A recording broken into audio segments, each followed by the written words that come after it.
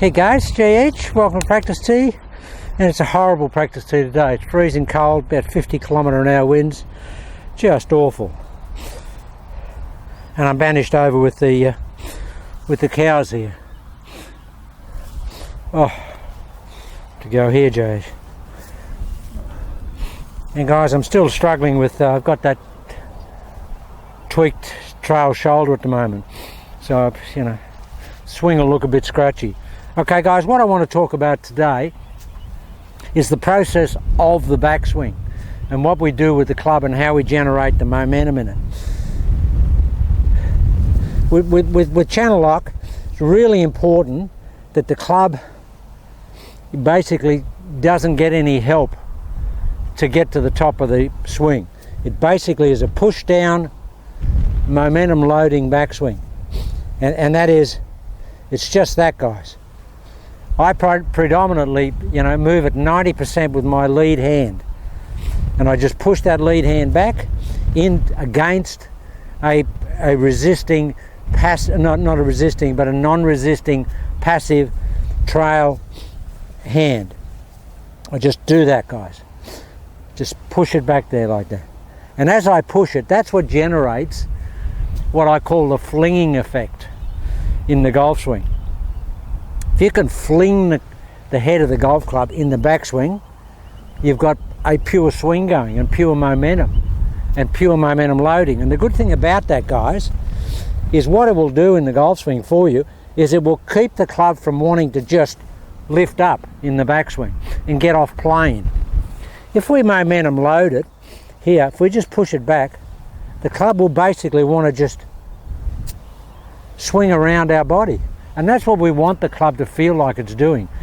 It's swinging backwards there, but it's swinging backwards and low like that. It's not getting to here and then it's elevating. Anytime it's elevating, that's invariably a result of the implementation of the dominant hand, which is usually the trail hand. And by that I mean, guys, you know, when you see guys that'll get here at address and they've got this nice, that shaft angle there, which is a nice planed position. Now I'll just extrapolate on that. If that's our address and our impact plane, and it'll vary a little bit, but if that's it there, we want to try and keep it there in the backswing. We don't want to have that angle there and this angle here. They're a little bit different. That angle is there, the address plane, but we don't want one like that. And invariably we will get one like that if we take the club back with the trail hand and we just lift it. If we just lift it into play on the backswing, it'll be high and steep. And invariably it will be quick.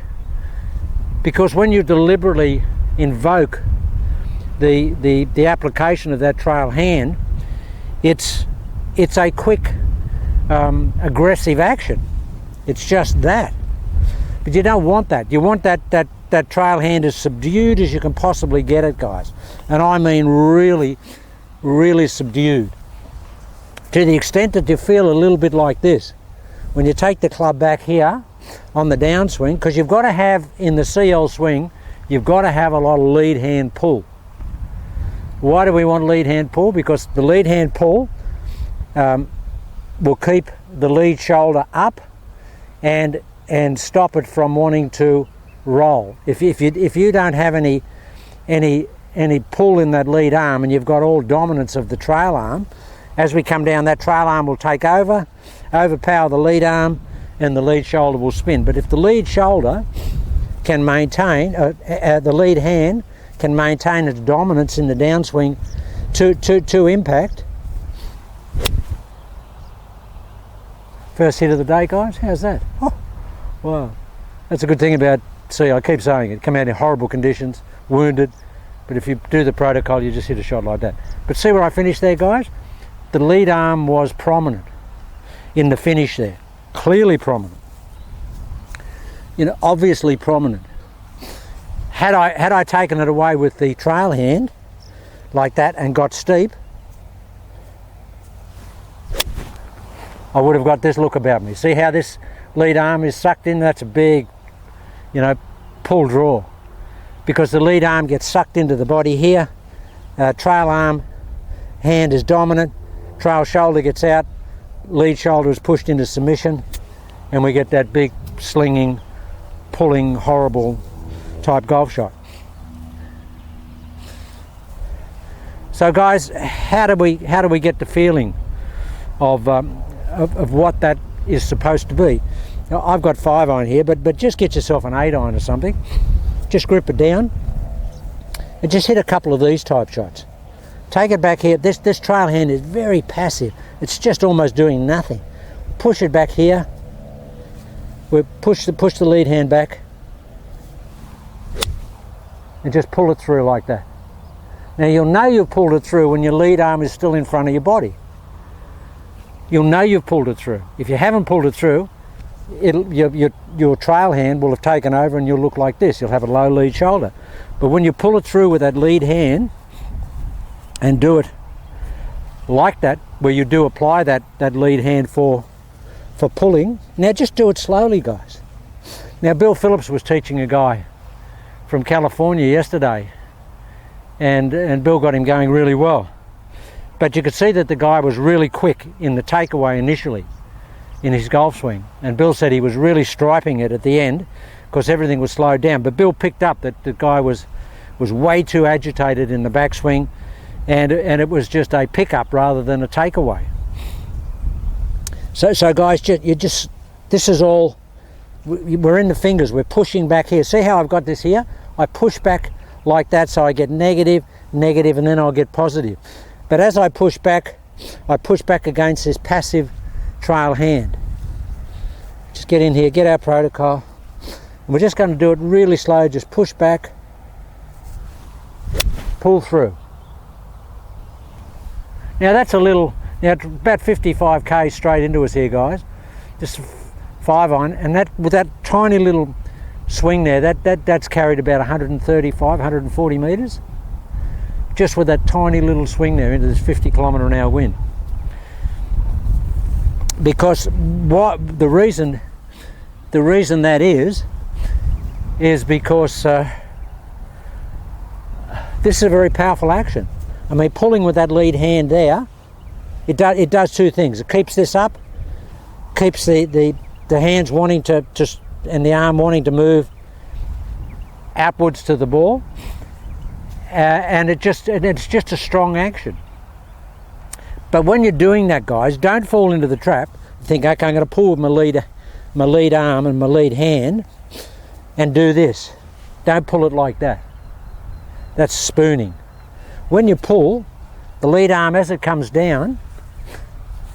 lead arm comes down from here, it pulls down, and then as it comes down, it rotates like that. Come down, we pull it, and we rotate it. Pinky down, pinky finger. As we come down, the pinky comes down, the pinky turns down. We don't want pinky up. If you want to hit a big high, leak away, you could do that, but that's shot making. But to release the club normally and with normal release on it, we pull in here, but don't fall into the trap of doing this. Don't do this. Now that's a big open face push away shot, because I've come in here with the lead hand, I pulled, but I pulled it open face. I want to pull, but I want to turn down at the same time. Ulnar and radius bones, I wanted them to just overtake each other coming into the ball as a feeling. That's how you want to practice. You want to get that feeling that the club is actually turning over in that manner when you hit it. Just a couple of little punch shots. I got 5-iron here, grip it way down, just push it back and just turn it down. That's a great shot into the wind. That's the shot you need actually into this wind. It's amazing how far that shot goes. And that feels to me, guys, really, honestly, that feels to me like it's 30% effort. Because there's no hit from this trail side. The trail side is applying itself, otherwise you wouldn't hit the ball anywhere. I mean, I would hit the ball not very far with just that action. in the golf swing. But because the trail hand gets pulled down into a really strong hitting position here, it really does create big efficiencies. All right, we'll hit a full shot. And I'm struggling with my shoulder, guys. It's really, it's very painful. Actually, I'm a little bit worried about it. I've had it for years. I injured in a race car crash years ago, and it's never been great. Okay, so we're going to push back. Trail hand is really passive, and we're going to pull. Well, JH, if you stand here for another 100 years, you won't hit a better shot than that ever. You just never hit a better shot than that. And guys, that swing is clearly short today because it's hard for me to turn my trail shoulder at the moment. But again, what's highlighted here is the benefit of channel lock and its efficiency. You can be down on range of motion, but you won't lose hardly anything in terms of clubhead speed. I mean, that went normal distance that I would hit into this wind. Okay, here we go, guys. We can turn those feet in a little bit, get close to the ball.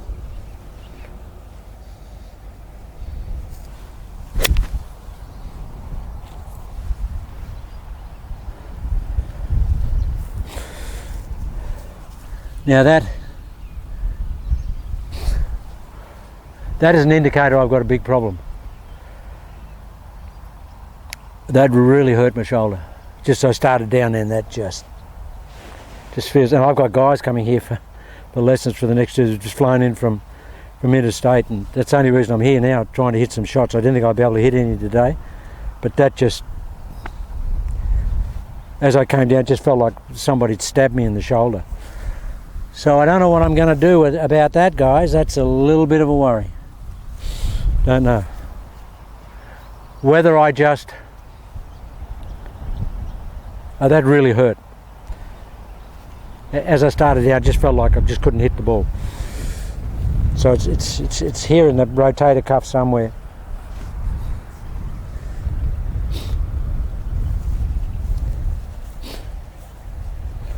Okay, so just take it back really slow and pull. Oh, beautiful shot, but the pain. Oh wow.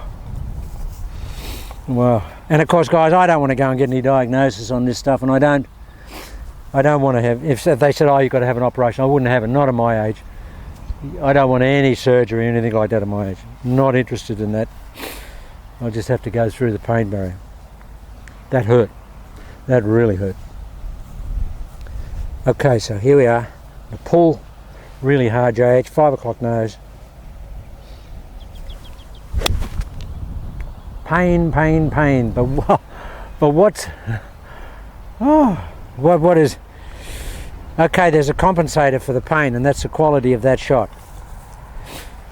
That is killing me, absolutely killing me. But the flight is beautiful. Oh, I tell you what else is a bit of a knock-on effect of having that sore shoulder is I can't jump at it. I feel like I'm really swinging very, very passively. Push back.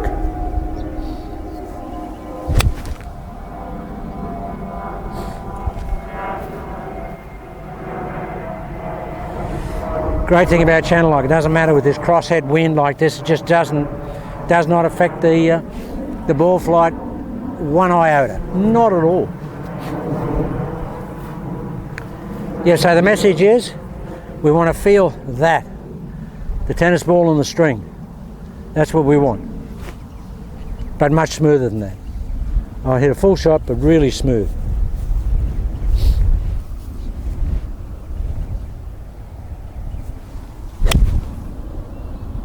Wow. Something going on there because I can feel some crunching in my shoulder. Whether there's a calcification there or arthritis build up or something. And of course the cold weather just doesn't help, guys. It just does not help.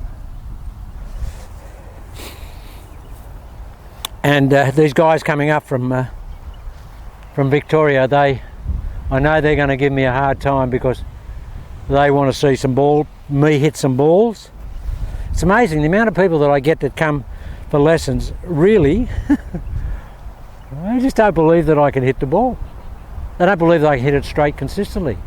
They basically, the first 30 minutes of all this, they just want to see me hit balls. So no, let me pick up the rhythm. But I know that they're just trying to find out if I can actually hit it.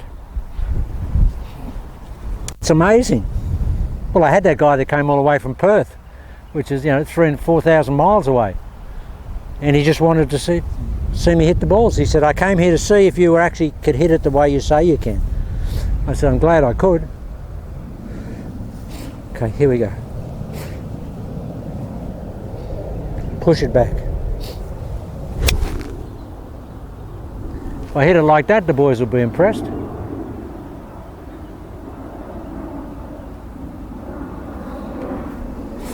One of the guys coming up is actually an orthopedic surgeon. Can you believe that? So I know that he'll, because I'll tell him and he'll give me all sorts of diagnosis and say, yeah, JH, I'll do it for nothing and blah, blah, blah. But nobody's getting the knife into me. Nobody. No one. I've had this before. I've had the problem before and it's been painful once it was painful for about 3 months. But it went away. And I do some sort of counter exercises, which I haven't done for a long time, so maybe I should do that. Okay, so come on, Jace, just push it back.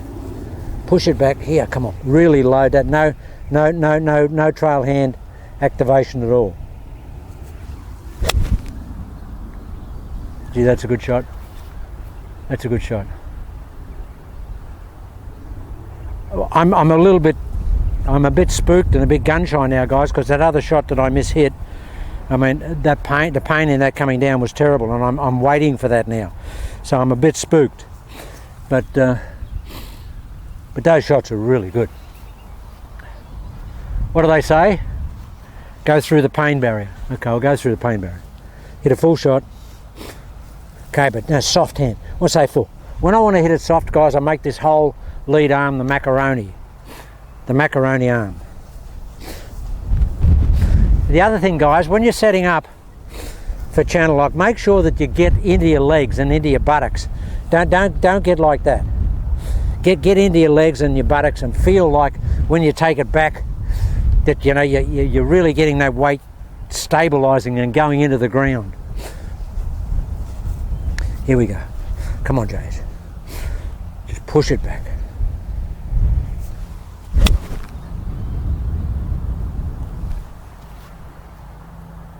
They're pretty shots. Pretty shots. And it was funny when I demonstrated that other shot before, where I said if you fire that trail arm, and to see that ball peeling off over there, I mean, that was just a shock to my brain because I haven't seen that from the first day I started with channel lock. There hasn't been one shot ever go left. But it was funny to see that. It felt funny, really felt funny. What was, guys, I've got to keep reminding myself and reviewing and revising all the time myself. And one of the things that's fallen out of my protocol of late is the 5 o'clock nose. So today I've just, and that last shot I actually think I saw the club hit the ball.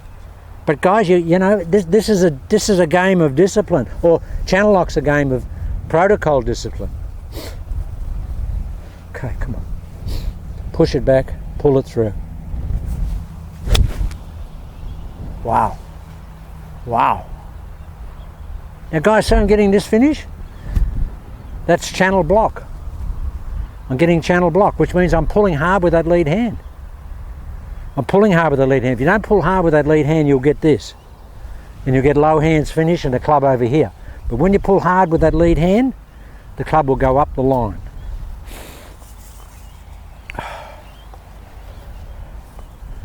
Okay, what else was I going to say? Okay, now it's really important, guys, really, really, very, very, very important to make sure that when we set up, that we're setting up as we're designed to set up as a human species. Just let your balance factors work for you. Don't get in here and look like you're in there and, you know, everything, like a lot of guys look like, and they're men, they look like they're giving birth. It's so painful. Here, you can't swing like that, guy. This has all got to, that's got to feel like a piece of macaroni. This has got to feel heavy. If you've got one of those orange whip things, do a lot of those. And feel like your golf club is one of those orange whips. Just, what have you got to do in your backswing to get that feeling? How much pressure do you have to not have in your hands to get that feeling in the backswing? Because guys, when I do that, when I push it back like that, I'm on plane. And the one thing that I do in my swing, which I think I do, even if I say so myself, I do well, is I really do plane the club exactly the same all the time. I'm on plane all the time, and that's because I never try and lift the club up off plane. Okay, now I've showed you all this before, and there's a relativity here. People talk about address plane.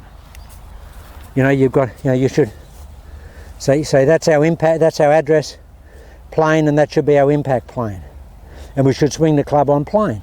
But we never swing the club on that plane. Look at that plane there. If I swung that shaft on that plane, it would be there. Who swings the club there? No one has ever swung the club there. I would love to swing it there, and going forward I'm going to, but that's another story. But this is the, sometimes a lot of the rubbish people say, you know, you want to maintain that shaft plane, but you can't do that, because what happens in the backswing is, if that's our address plane, to keep that there we'd have to do that. We don't do that. The club elevates because the shoulder turns. As we go back, the shoulder turns and it elevates the golf club, so it gets to here. But we don't want it going back with a pickup of the trail hand, because that'll get us going here. Now if you're, whatever you are there, 61 degrees or something there at address, you don't want to be 85 degrees at the top of the swing. You want to have the club, you know, probably, you know, 70 degrees here at the top of the swing, so we can drop it back a little bit onto the downswing plane, but we don't want to be here. Okay, yeah, Jim Furyk is the 4th highest money winner of all time, and he's about 88 degrees at the top of the swing. Jim goes here and Jim's here at the top of the swing, but Jim backplanes like 30 degrees. Jim gets here and he just backplanes like, this is Jim. He goes, now a rare, unbelievable talent. We can't do that, and we don't want to try and do that.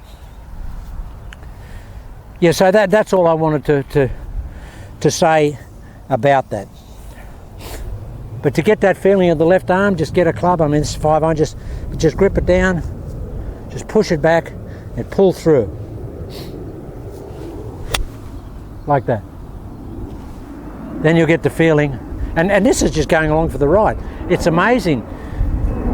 It's amazing how it'll feel like it's not doing anything, but you wouldn't be able to hit that shot unless it was doing something significant.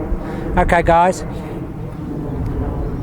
I think some of my guys might be here. One of the planes came over about 40 minutes ago, and I think they were on that, so they may be close. And I always turn my phone off when I've got the video on, so I'll check and see where they are.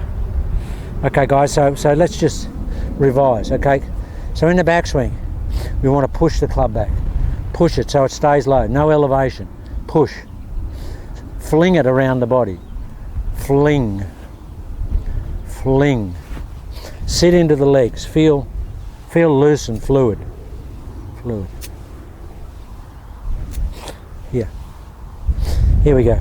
There. There. There. Okay, guys. We'll do some more tomorrow, if I don't freeze to death.